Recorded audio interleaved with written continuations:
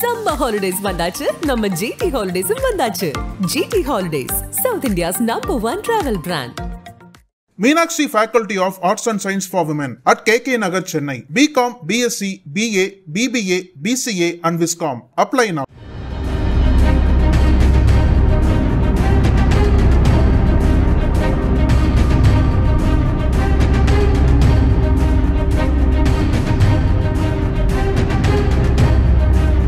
சென்னை அண்ணா பல்கலைக்கழகத்தில் கல்லூரி மாணவி பாலியல் வன்கொடுமை செய்யப்பட்ட வழக்கில் கடந்த ஆண்டு டிசம்பர் மாதம் ஞானசேகரன் என்பவர் கைது செய்யப்பட்டார். உயர்நீதிமன்ற உத்தரவின்படி இந்த வழக்கை விசாரித்த சிறப்பு புலனாய்வு குழு கடந்த மார்ச் மாதம் ஞானசேகரனுக்கு எதிராக சென்னை மகளிர் சிறப்பு நீதிமன்றத்தில் குற்றப்பத்திரிகை தாக்கல் செய்தது.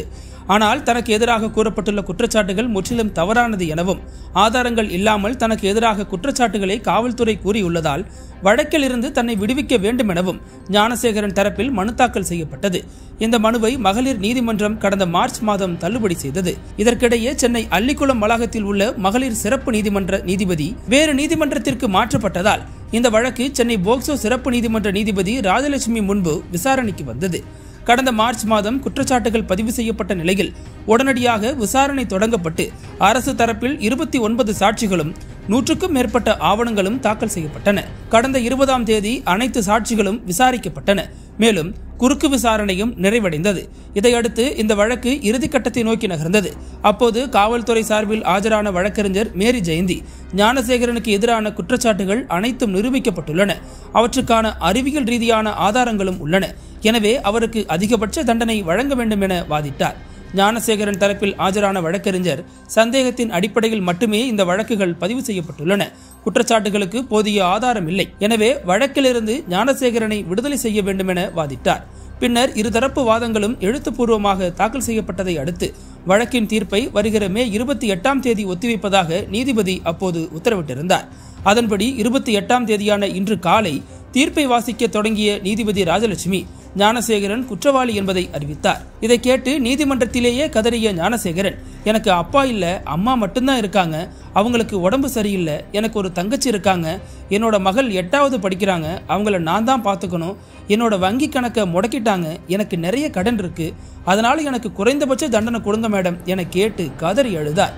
இதன் பின்பு குற்றவாளி ஞானசேகரனுக்கான தண்டனை விவரங்கள் ஜூன் 2ஆம் தேதி அறிவிக்கப்படும் என நீதிபதி ராஜலட்சுமி அறிவித்தார். ஞானசேகரனின் கோரிக்கைக்கு எதிர்ப்பு தெரிவித்த வழக்கறிஞர் மேரி ஜெயந்தி குற்றவாளிக்கு இரக்கம் காட்டக்கூடாது என்று வாதாடினார்.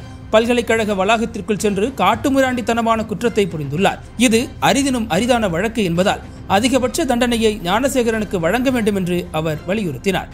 அதேபோல ஞானசேகரன் மீது பதிவு செய்யப்பட்ட 11 பிரிவுகளிலும் குற்றவாளி என்று நிரூபிக்கப்பட்டுள்ளது குறிப்பிடத்தக்கது.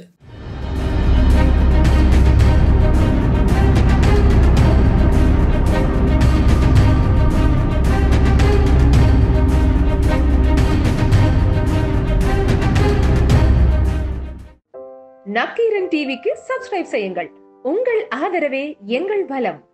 ஆசிரியர்களுக்கு நண்பனாகவும் மாணவர்களுக்கு ஆசானாகவும் திகழும் தேர்வு வழிகாட்டி. ஒவ்வொரு பாடத்திற்கும் அனுபவமிக்க ஆசிரியர்களின் துல்லியமான தெளிவான விடைகள். CNC இருக்கு, தேர்வு பயம் எதற்கு? இது தீரன் பப்ளிஷிங் ஹவுஸ் விற்பனை வெளியீடு.